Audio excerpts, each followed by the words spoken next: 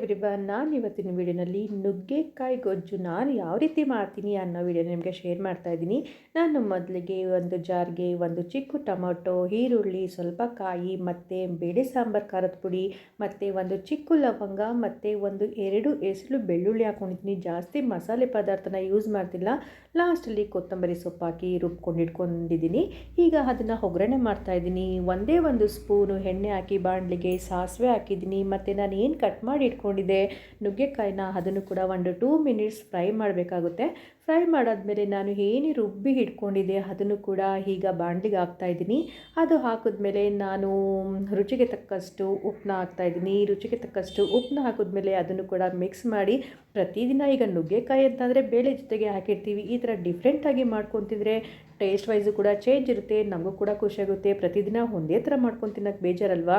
ಇದು ವಿತಿನ್ 10 ಮಿನಿಟ್ಸ್ಲಿ ಆಗುವಂಥದ್ದು quick and easy recipe ಅಂತಲೇ ಹೇಳ್ಬೋದು.